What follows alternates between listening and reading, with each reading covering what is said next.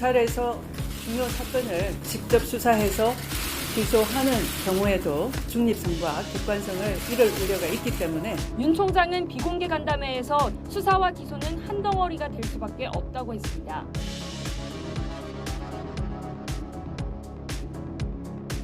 가격이 조금씩은 지금 더 오르고 있는 것 같긴 해요.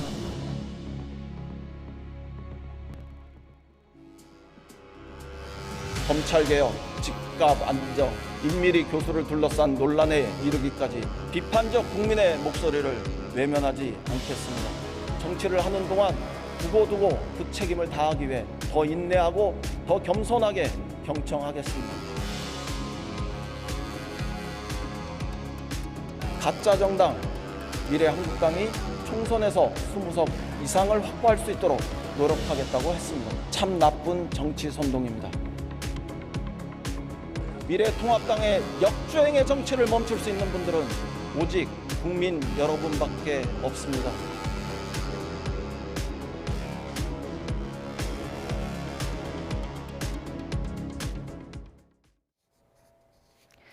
네, 최영일 시사평론가, 이종훈 정치평론가 나오셨습니다. 두 분 어서 오세요. 안녕하세요. 안녕하세요. 네, 먼저 저희가 영상에서도 보여드렸는데 민주당 이인영 원내대표가 임미리 교수 고발 취하 논란에 대해서 송구하다면서 고개를 숙였습니다.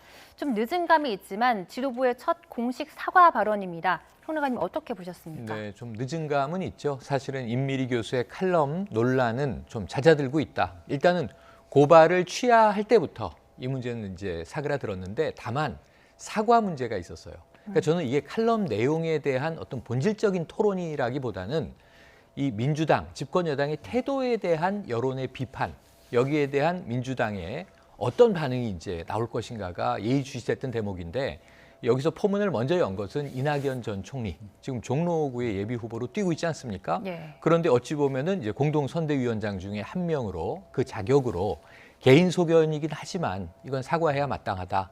고발은 바람직하지 않았다. 이 일성을 열었고 거기서 강조된 키워드가 겸손이에요. 지금 이인영 원내대표 이야기도 그렇고 또 이제 민주당 내 여러 중진 의원들의 반응을 하나로 모으면 겸손이거든요. 지금 우리가 총선을 앞두고 집권 여당으로서 오만해 보여서는 안 된다. 독선으로 보여서는 안 된다. 근데 이 임미리 교수의 칼럼 사태가 서로 지금 여당인 민주당이 좀 오만한 거 아니야? 이런 이미지를 이제 만들어낼 수 있는 요소들이 많기 때문에 거기에 대해서는 좀 이제 늦은 감은 있지만 대신 빠르게 속전속결로 진화에 들어갔다. 이렇게 볼 수 있겠습니다. 네, 이번 이인영 원내대표의 발언을 보면 이 밖에도 이 검찰개혁과 집값 안정에 대해서도 사과를 했는데 이와 관련한 부정적인 여론을 좀 느끼고 있다 이렇게 봐도 될까요? 그렇죠. 좀 이제 이상을 감지하기 시작한 거예요. 근데 조금 전에 뭐 신속하게 대응을 한 것처럼 이렇게 평가를 하셨는데 저는 사실은 정반대로 평가를 해요. 그러니까 사실은 때늦은 그 지금 사과가 나왔다 이렇게 좀 생각을 합니다. 그러니까 지금 고발을 철회했을 그 시점에 사과를 했거나 사실은 따지고 보면 고발을 철회한 시점조차도 전 좀 늦지 않았나 이런 생각이 좀 들거든요. 여론이 상당히 악화되고 막 불이 붙기 시작하니까 그때서야 이제 반응을 보이기 시작을 했고 게다가 아직까지 이해찬 대표는 아무 말도 없습니다. 그러니까 이게 정상이냐는 거예요. 그러니까 고발을 할 때는 뭐 당의 사무총장 명의로 했는지 누구 명의로 했는지는 모르겠으나 어찌됐건 그 당명으로 지금 이제 고발을 한 거 아니겠습니까? 그러면 당의 모든 그런 공식적인 행위와 관련한 최종 책임자가 누군가요? 대표 아닙니까? 그러니까 설령 대표가 그 뭐 자세한 내용을 몰랐다 하더라도 이런 일이 불거졌을 때는 일단은 대표가 전면에 나서서 불을 끄는 것이 맞다. 그런데 지금 아직도 그게 이제 이루어지지 않고 있는 것. 이런 것에서도 여전히 국민들이 보기에는 이해찬 대표 뭐 워낙 그 강성인 건 잘 알고 있으나 여전히 별로 그렇게 이번 사태와 관련해서도 본인 개인적으로는 미안하다는 생각이 없나 보다. 이렇게 생각을 한다는 거예요. 그게 과연 더불어민주당에게 유리할까요? 네, 저는 좀 그 부분이 좀 의문입니다. 네. 네, 그렇다면 이쯤에서 정당 지지도 여론조사 한번 살펴보겠습니다. 이 YTN이 여론조사 기관 리얼미터에 의뢰해서 조사한 내용인데요. 2월 둘째 주 주간 집계 결과입니다. 더불어민주당이 지난주보다 0.8%포인트 내린 39.9%로 집계가 됐고요. 조사 당시에는 이제 통합 전이기 때문에 자유한국당이죠. 자유한국당은 1.8%포인트 오른 32%로 나타났습니다. 각 당은 조금씩 내려간 양상을 좀 보였고요. 여기서 민주당 지지도의 하락 요인, 이번 인미리 고발 사태가 좀 작용됐다고 볼 수 있을까요? 네, 지금 이 여론조사 당시에는 반영됐다라고 봅니다. 하지만 이제 아까 이 평론가님 말씀 주셨지만 저는 이게 사그라들 것이라고 보는 것이 임미리 교수가 당사자잖아요. 근데 사과를 수용을 했습니다. 근데 예. 거기에 대한 이제 이 뒤 후폭풍의 잡음들이 있는 것이고, 저는 사과에 방점이 없고 아까 말씀드린 대로 겸손한 태도를 이제부터 견지한다. 여기에 방점이 있기 때문에 중요한 시점이라고 보는 것이고, 그리고 지금 임미리 교수의 칼럼 내용 여부는 사실은 언중위에서는 유권 해석하기를 이것은 선거법 저해 소지가 있다. 근데 문제는 뭐냐면 아까 이제 이 평론가님하고 같은 맥락으로 말씀드리는 것은 사실은 고발을 하지 말았어야죠. 고발 자체에서 문제가 시작된 거거든요. 그래서 저는 고발부터 잘못된 것이었고 그것을 풀어가는 과정이 시간이 좀 걸렸다고 보고, 저는 지금 여론에는 이제 이 임미리 교수 사태가 일부 반영됐을 것으로 봅니다. 하지만 이제 이 부분은 앞으로 좀 지켜볼 대목인데 더 중요한 이슈들이 계속 나올 거예요. 돌발 변수들도 튀어나올 것이고, 그래서 지금 이 여론조사는 총선까지에는 각 정당이 지표로 삼긴 어렵고 다음 주 조사부터 통합된 미래통합당의 이제 지지율이 나오지 않겠습니까? 예. 단순 계산을 해보면 지금 자유한국당 32로 보면 지금 새로운 보수당이 4% 남짓이잖아요. 합쳐졌잖아요. 네. 그럼 36%가 나와야죠. 산술적으로는. 근데 과연 그렇게 될 것인가? 이 부분이 이 미래통합당의 컨벤션 효과를 일단 가늠해 볼 수 있고, 만약에 소폭이라도 오른다면 그것을 견인해 갈 수 있을 것인가? 무엇으로? 컨텐츠와 정책, 비전으로 이게 앞으로 주목되는 대목으로 봅니다. 네, 반면 한국당은 1.8%포인트로 소폭 좀 상승을 했거든요. 민주당과의 격차도 좀 좁혔는데 이 중도층이 좀 옮겨갔다고 볼 수 있을까요? 네, 그러니까 아무래도 이제 투표일이 다가오면 중도층들도 이제 결정을 해야 되는 거죠. 어느 쪽을 찍어야 될지. 뭐 중도에 뭐 좀 더 분명한 그런 뭐 정당이 있다면, 뭐 과거의 그 국민의당 같은 그런 경우가 있다면 뭐 그쪽으로 또 표심이 좀 쏠려갈 수도 있는데, 아직까지 뭐 안철수 전 대표를 비롯한 국민의당, 새롭게 창당한 국민의당이 뭐 그런 정도는 아닌 것 같고, 그런 상태에서 지금 약간 그 최근의 추세하고는 좀 반전 추세가 나타나고 있다는 걸 좀 우리가 예의주시해 봐야 됩니다. 뭐냐면 최근 그 몇 달 동안은 자유한국당이 그 오히려 못해서 더불어민주당이 반사적인 이익을 챙겨가 왔어요. 자, 그런데 그 반대 현상이 지금 생기기 시작했다는 거예요. 더불어민주당이 못하는 바람에 반사 이익을 지금 자유한국당 쪽이 좀 챙기기 시작했다라고 하는 거. 그 부분을 우리가 염두에 좀 둬야 된다. 이제 게다가 이제 통합까지 이제 그 성사가 됐단 말이에요. 자, 이렇게 되면 당분간은 약간 이쪽으로 조금 더 지지세가 몰릴 가능성이 없잖아 있다. 그리고 가장 결정적으로는 조금 전에 말씀드렸듯이, 그러니까 이해찬 대표가 나서서 사과하지 않으면 전 이거 잘 진정 안 될 거라고 봅니다. 예, 그러니까 그러지 않으면 여전히 좀 더불어민주당이 오만하다라는 생각을 국민들은 많이 할 것 같고, 그런 점에서 불은 앞으로도 뭐 잠불일지는 모르겠으나 계속 번질 가능성이 없잖아 있다. 예. 그거를 지금 더불어민주당 지도부가 빨리 감지해야 할 텐데 지금 아직까지는 그렇지 못한 것 같다, 이런 생각입니다. 네, 원내대표가 사과까지 했는데 이 칼럼 고발 후폭풍이 이제 잦아들지 좀 지켜봐야 할 것 같습니다. 그런데 민주당이 또 다른 논란이 있습니다. 이 조국 백서 추진위원회 위원으로 활동했던 김남국 변호사가 서울 갑에 출마하기로 결정을 하자 자객 공천 논란이 불거졌는데요. 이에 대해서 이 강서갑의 현역 의원인 금태섭 의원이 직접 입장을 밝혔습니다. 관련 내용 들어보시겠습니다. 조국 수호가 이슈가 되는 선거를 치르는 것은 미래를 바라보는 것도 아니고 자칫하면은 유권자들한테 저희가 하는 일이 절대 틀리지 않다, 그런 오만한 자세로 비칠 수가 있기 때문에 좀 더 겸허하게 저희가 잘못한 거에 대해서는 인정하고 판단 착오에 대해서도 인정을 하고 비판을 받으면서 겸허한 자세로 선거를 치러야 한다고 생각합니다. 네, 금태섭 의원의 발언을 들어보면 이 조국 수호가 이슈가 되는 선거를 치르는 것은 안 된다라고 강조를 했는데 이게 어떤 의미일까요? 네, 그러니까 김남국 변호사가 아까 이제 잠깐 소개가 됐지만 계속 언론에 회자되는 게 자, 조국 백서의 필진이다. 네. 그리고 이제 이 조국 수호에 앞장섰던 이제 어찌 보면 민주당이 새로 영입한 젊은 변호사다. 사실 방송에서 정치 논객이기도 했습니다. 네. 유튜버기도 했고요. 그런데 이 김남국 변호사는 조국 수호를 입에 올린 적이 없어요. 강서갑 출마 선언도 아직 안 했습니다. 출마 선언을 하기 전에 전격 취소를 하고 그 대신 이제 금태섭 의원에게 자, 청년을 좀 받아달라. 선의의 경쟁이라도 해달라. 그러면서 이 조국 수호라는 말이 프레임이다라고 이제 거꾸로 비판을 합니다. 그래서 무슨 이야기를 하는 거냐면 제가 보기에는 민주당 내의 이 어법으로 보면 지금 조국 수호라는 표현이 등장하면 안 돼요. 지금 여기서는 민주당 내 어법으로는 만약에 이제 저 김남국 변호사가 같은 지역구에서 경선에 도전했다고 봤을 때 아마 금태섭 현역 의원에게 이런 이제 공격적 질문을 할 수는 있어요. 검찰 개혁에 대한 그럼 금 의원님의 입장은 뭡니까? 그럼 이제 사실 금태섭 이 의원은 다 알려져 있지만 민주당이 추진한 검찰 개혁에 좀 다른 입장을 가지고 있어요. 이 검찰 개혁의 내용과 방향이 완전히 다릅니다. 그래서 금태섭 의원을 좋은 의미로는 소심파, 민주당 의원이지만 소심파다. 자신의 의견을 가지고 있는데 당의 입장과는 다르다. 또는 이제 이 추미애 법무부 장관의 검찰 개혁 입장과는 완전히 다르다. 이렇게 이제 좋게 볼 수도 있겠고 민주당 내에는 스펙트럼이 워낙 다양하다 보니까요. 뭐 사실 민주당은 지금 중도 보수에서 진보까지 의원들의 성향이 굉장히 다종다양합니다. 하지만 더 중요한 것은 강서갑이라고 하는 지역구에서 현역 의원과 새롭게 도전한 정치 신인이 그럼 이 지역구를 위해서 무엇을 할 것인가? 국회에 들어간다면 무엇을 할 것인가? 거기에 아젠다 중에 하나로 검찰 개혁에 대한 서로 다른 입장을 논쟁할 수 있다고 보지만 전 금태섭 의원이 조국 수호 말을 꺼낸 것은요. 이건 야당이 이번 총선에서 아주 선호하는 프레임을 민주당 의원이 먼저 꺼내버린 셈이 돼버렸다. 왜 이랬을까? 이거는 사실은 자신이 살기 위한 방편일 수는 있지만 당 전체는 정말 이제 피로감에서 벗어나고 싶어하는 조국 프레임으로 되돌리는 말이 돼버린 거거든요. 네. 그래서 이것이 앞으로 당내 어떤 파장을 일으킬지 하고 또 하나는 김남국 변호사가 강서갑에 혼자 자유로 난 저기 콕 집어서 나갈래요라고 했을까요?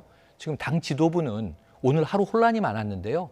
강서갑 출마 안 한다. 심지어는 인재로 영입한 지 며칠 되지도 않은 이 김남국 카드를 당이 버릴 것이다. 여러 가지 얘기가 나오고 있는데 예. 당 지도부가 빨리 교통정리를 해줘야 혼란이 수습될 것 같습니다.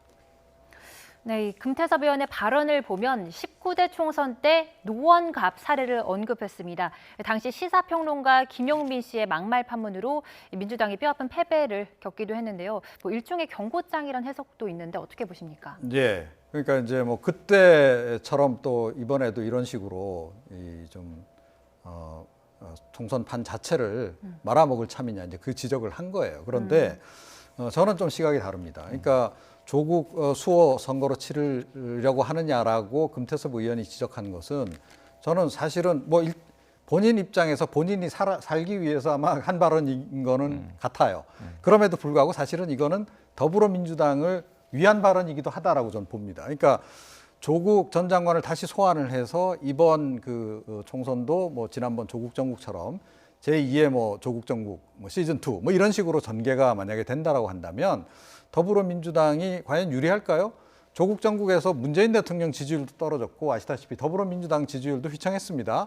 자, 그러면 이제 그 이슈를 다시 불러왔을 때 어떻겠는가? 그 후폭풍이라고 하는 게 상당할 것이다. 그 얘기를 한 측면에서는 당을 위해서 한 발언이기도 하다라고 저는 생각을 하고요. 그리고 이제 이 자객공천 관련해 가지고 우리가 이런 광경을 한두 번 보는 게 아니다라는 거예요. 예, 그러니까 과거에 그러니까 뭐 당장 2016년 총선 때만 하더라도 친박계들을 이런 식으로 투입을 하지 않았습니까? 예, 그다음에 이제 유승민 그 의원 같은 경우에 그 당시에 박근혜 전 대통령이 아예 그 배신 프레임에 딱 걸어가지고 박근혜 전 대통령이 딱 누구라고 얘기는 안 했지만 사실은 누구라고 누구나도 알만한 그런 식의 표현을 또 분명히 했단 말이에요. 예. 배신자를 선거로 국민들이 심판해줬으면 좋겠다 이런 발언까지 했단 말이에요. 자, 근데 지금 뭐 그 정도는 아니지만 어찌 됐건 아니 그 많은 그 영입 인재 가운데 왜 하필 김남국 변호사냐는 거예요. 네, 김남국 변호사는 뭐 좀 이미 좀 많이 논란이 되고 있지만 뭐 조국 수호 본인이 발언한 적은 없으나 그러나 뭐 조국 전 장관 보호에 굉장히 앞장섰던 인물인 건 누구나 다 아는 사실이고 그 인물을 조국 전 장관 그 인사청문회 때 약간 쓴소리를 했던 금태섭 의원 그 지역에 경선을 딱 붙인다 그러면 누가 보더라도 이거는 금태섭 잡으러 보낸 거구나 라고 생각할 수밖에 없는 거 아니겠습니까? 그러니까 이런 식으로 구도를 짜는 것이 저는 금태섭 의원 뭐 사실은 뭐 그 재선되건 말건 뭐 개인적으로 별 관계 없어요. 자, 그런데 당 전체 선거 구도를 이런 식으로 가져가는 게 과연 바람직한지 좀 심각하게 생각을 해봐야 된다라는 거예요. 안 그래도 지금 뭐 청와대 출신들이 대거 나와가지고 지금 이번 그 총선 결국은 이번 공천 특히 친문 공천이 될 거다라는 이제 소문이 파다한데 이런 식으로 자꾸 공천을 하게 되면 국민들은 그것에 대해서 아주 좀 자연스럽게 거부 반응을 보일 수밖에 없다. 그 점을 좀 지적하지 않을 수 없습니다. 네, 이런 가운데 민주당은 이 김 변호사와 함께 입당한 사람이죠. 이 김용민 변호사를 주광덕 의원이 있는 경기 남양주 병에 전략 공천을 했습니다. 도전장을 받은 주의원의 발언 들어보시겠습니다. 위선의 조국, 이율 배반적인 조국을 다시 총선 밥상에 올린다는 것은 국민에 대한 기본적 도리마저 여당이 저버리는 일이 아닌가 상당히 우려스럽습니다. 네, 김용민 변호사, 이 조국 법무부에서 이 법무검찰개혁위원을 지낸 인물 아니겠습니까? 주광덕 의원은 사실 이 조국 저격수로도 불렸는데 네네. 또 다시 이런 조국 대전 양상이 펼쳐지는 모양이에요. 그래서 묘한 게 뭐냐면 이 김용민 변호사와 김남국 변호사가 함께 이제 입당을 하면서 이제 어찌 보면 새로운 젊은 피로 이제 공천 자원으로 등장을 했는데 지금 한 명은 이제 여당 내에서 지금 부딪히고 있는 상황이고 경선이 문제입니다. 그리고 김용민 변호사는 이제 본선에서 그야말로 이제 자유한국당의 뭐 굉장히 이제 비중 있는 의원이고 지난해에 이제 조국 대전에서 상당히 자유한국당 관점에서는 혁혁한 공을 세운 이 인물이에요. 근데 여기서 제가 참 묘한 건 금태섭 의원과 주광덕 의원의 발언이 비슷하잖아요, 지금.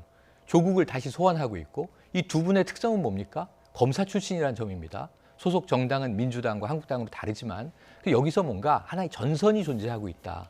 그렇다면 이번 총선을 조국 대전 3라운드로 치르려는 의도는 상당히 지금 보수 진영의 프레임이에요.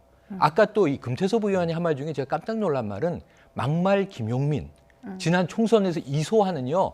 보수 매체와 그야말로 자유한국당을 필두로 한 보수 지지층이 아주 좋아하는 이 하나의 그 씹을거리가 되는 소재예요. 그래서 이것을 왜 금태섭 의원이 또다시 환기시키는가? 이건 민주당은 사실은 좀 금기시해야 되는 소재거든요. 여기서 좀 깜짝깜짝 놀라면서 저는 선거 때마다 이런 모습 많이 봐왔다고 이 평론가 말씀하셨는데 공감합니다. 뭐냐면 지금 이현주 의원이 어디가 있습니까? 지금 조경태 의원은 어디가 있습니까? 이런 것들을 민주당은 한번 똑바로 직시하고 공천 전략을 틀을 잘 잡아서 짜야 되는데 하나하나 선거구에서 잡음이 나오지 않도록 해야 되거든요. 지금 공천에서 지도부가 보이잖아요. 이 부분은 민주당이 시간이 더 흐르면 패착이 될 수도 있다. 지금부터 좀 중심을 잡고 공천을 하나하나 체계적으로 바둑에 포석을 두듯이 놓아가야 한다. 이런 조언을 좀 드리고 싶네요. 네, 이러 가운데 자유한국당 또 새보수당 등 중도 보수가 연합한 미래통합당이 오늘 첫 의원총회를 열었습니다. 상견례부터 기싸움이 팽팽했다고 하는데요. 다음 주제와 영상 보시겠습니다.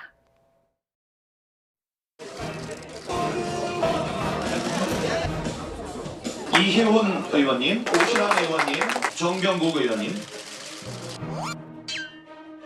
저희들 이 앞에 나온 사람들이 새로 들어오는 것이 아니고 함께하는 겁니다. 저는 오늘 따로 이렇게 자리를 만들어 놓은 것에 대해서 심히 유감입니다. 정국영 말이 맞습니다. 인사를 하려면 여러분들이 다 같이 하셔야 되는 것 아닙니까? 다음 이혜원 의원. 정 의원님, 같이 인사해요. 의원님들 저는 다 같이 일어서세요. 서로 상견례 인사하면서 인사는 듣고요. 이혜원 의원님, 여기 인사 말씀하세요.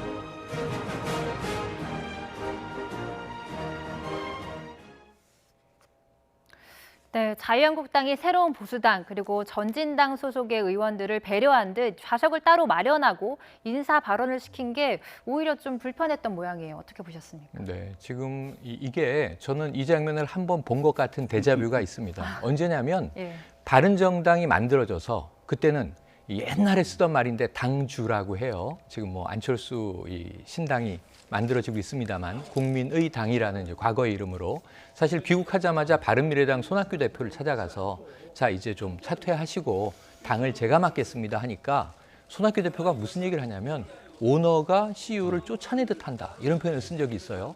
그 오너, 당의 오너를 당주라고 불렀던 이제 예전 시절이 있었는데 지금 이 바른미래당을 만들었던 이 두 당의 오너를 우리가 김무성 의원과 유승민 의원으로 봤단 말이에요.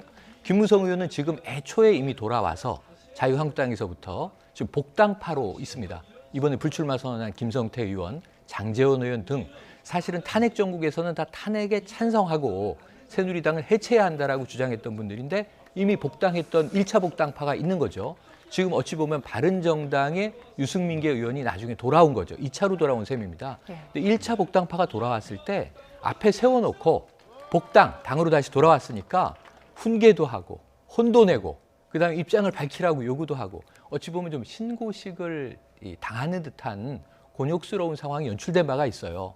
지금도 훈훈한 마무리로 이제 이 핑크색 목도리들을 두르고 컬러는 굉장히 밝았습니다만 네. 사실은 아마 돌아온 이 새로운 보수당계 의원들과 뭐 이 전진당은 이현주 의원 한 명이니까요. 이러한 분들이 좀 신고식 분위기로 좀 이 다수에 의해서 소수가 위압감을 느끼면서 정병국 의원처럼 좀 씁쓸한 모습을 보인 것 아니냐. 그렇다면 이게 도로 새누리당 아니냐라고 하는 유권자들의 의혹의 눈초리를 받을 수 있는 장면들이라는 거죠.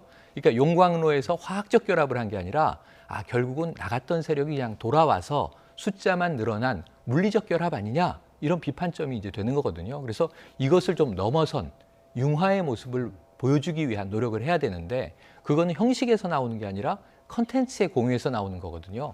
근데 아직까지는 미래통합당이 형식적 결합은 됐지만 그럼 새로운 개혁 보수의 비전은 제시되고 있지 못하다. 계속 이제 숙제가 남아 있다는 것을 보여주는 장면으로 해석을 해봅니다. 네, 아직 개파 간 기싸움이 좀 팽팽한 것 같은데 이런 가운데 출범 뒤에 처음으로 발표된 인재 영입이 2시간 만에 철회로 끝났습니다. 환경 분야 대표인 하지원 에코맘 대표인데요. 지난번에 돈봉투 전력이 문제가 됐다는데 미리 검증을 못했을까요? 그러니까 그 부분이 전 납득이 안 돼요. 이미 이분은 돈봉투로 해서 논란이 한 차례 됐던 분이거든요. 네. 그런데다가 이분을 인재 영입 케이스로 들이는 게 과연 맞는지 잘 모르겠어요. 그러니까 뭐 지금 뭐 다른 경우도 또 있으니까 뭐라고 얘기는 못 하겠는데 이미 당 활동을 했고 예, 이분 같은 경우에도 서울시 의원까지 했던 분이에요. 예. 예, 한나라당 시절에. 자, 그런 분을 다시 인재 영입을 한다? 이게 좀 납득이 됩니까? 뭐 자유한국당에서 이제 그 뭐 다른 경우를 놓고 인재의 재발견이라는 표현을 쓰긴 했던데 뭐 인재의 재발견 경우에 해당하는 데다가 이미 그러니까 박근혜 전 대통령 그 인수위 시절에 청년위원까지 했던 분이고요. 그때 청년위원으로 선임이 되고 나서 1차 돈봉투 사건과 관련해서 논란이 한번 일었어요. 네. 그러면 다 알만한 그런 그 상황인데 그런 것조차도 검증이 안 돼가지고 다시 이분을 지금 인재 영입 케이스로 이번에 발표를 하려고 했다. 이거는 제가 보기에는 그러니까 검증이 미흡했다라기보다는 그러니까 이분이 문제가 있다는 걸 알면서 계속 미는 누군가가 있다. 그렇죠. 이렇게 볼 수밖에 없어요. 그리고 네. 친박계 인사예요. 또 공교롭게도 또 다른 한 분 또 이번에 보니까 공관위원으로 또 추천이 돼가지고 새롭게 또 들어오셨던데 그분도 친박계 활동하셨던 분이에요. 자, 이거는 뭔가 좀 그 느낌이 좀 싸하다. 그러니까 지금 자유한국당이 뭐 지금 통합을 해서 지금 이제 새로운 당을 지금 만든 그 마당에 그 동시다발적으로 이런 일들이 벌어지는 것들이 과연 이게 긍정적인 신호냐. 약간 좀 의구심이 들기 시작한 거죠. 그래서 사실은 조금 전에 이제 그 출범식 광경도 나왔습니다만, 유승민 그 의원 같은 경우에는 좀 불참했다는 거 아니겠습니까? 그렇죠. 그러니까 지금 뭔가 지금 난기류가 벌써부터 형성되기 시작한 것 같고, 미묘한, 서로 화기애애하지만 그 사이에 좀 미묘한 일종의 선이 지금 쫙 지금 선이 쳐져 있는 상황이 아닌가. 그래서 이게 의외로 2016년 때처럼 일지는 모르겠으나 향후에 그 공천 과정에서 상당한 그 분란을 지금 좀 예고하고 있는 대목이 아닌가 이런 생각이 좀 듭니다. 네, 이번에는 바른미래당 소식 한번 짚어보겠습니다. 오늘 안철수계 의원들을 포함해서 비례대표 의원 9명의 제명을 의원총회에서 결정을 했다고 하는데요. 이게 셀프 제명이라는 논란이 나오고 있어요. 어떤 얘기입니까? 완전히 셀프 제명이죠. 왜냐하면 지금 비례대표들로 거의 구성돼 있는데 15명, 14명 의원이죠. 그런데 문제는 이 대부분 다 안철수계 의원들이에요. 그런데 지금 이 정말 손학규 대표와 불편한 동거를 하고 있어요. 그 이유는 제도적인 문제 때문인데 결국은 내가 탈당하겠소. 나는 저 당으로 갈 테니 이 바른미래당에 못 있겠소. 하게 되면 배지를 잃어버리게 됩니다.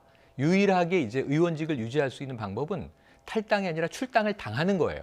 당에서 뭐 징계 사유를 가지고 당신을 제명한다. 그럼 당에서 제명되면 당에서는 쫓겨나지만 의원직은 무소속으로 유지할 수 있기 때문에 가고 싶은 당으로 찾아갈 수 있거든요. 그런데 문제는 그동안 바른미래당을 유지하면서 구국민의당, 지금 신국민의당이 아니라 구국민의당의 대한신당, 과거의 동지들이죠. 또 민주평화당, 세 당이 합당해서 중도질의 소통합이 일어날 뻔한 상황인데 이렇게 되면은 원내교섭단체도 지위를 회복하거든요. 국고지원금도 더 받게 되고. 그런데 문제는 손학규 대표가 추인을 보류하고 있기 때문에 사실상은 거부하고 있기 때문에 오도 가도 못하는 애매한 상황이 된 겁니다. 저는 손학규 대표의 내심 계획이 뭔지를 도저히 모르겠는데 결국은 유일한 방법은 우리 스스로를 제명해서 자유로운 몸이 돼서 가고자 하는 곳에서 총선을 치르지 않는 쪽으로 지금 흩어지고 있는데 이렇게 되면 바른미래당에는 손학규 대표 한 명 남을 것이다. 지금 이미 지금 보도되고 있거든요. 그래서 저는 이런 경우는 좀 처음 보는 케이스예요. 보통은 우리 미래통합당도 그렇고 서로 이 내 안에는 쌓인 앙금이 많지만 겉으로는 뭉치는 모습을 보여줘서 유권자들 안심시키고 그들을 끌어들이기 위한 노력을 하는데 손학규 대표는 지금 모이기 위한 절박함에도 모이지 말자라고 계속 지금 시간을 끌고 있는 이 형국이거든요. 그래서 저는 한번 좀 손 대표님에게 왜 이러시는지 좀 여쭤보고 싶습니다. 네, 알겠습니다. 오늘 나이트 포커스는 여기까지 듣겠습니다. 최영일 시사평론가, 이종훈 정치평론가와 함께했습니다. 두 분 말씀 감사합니다. 고맙습니다.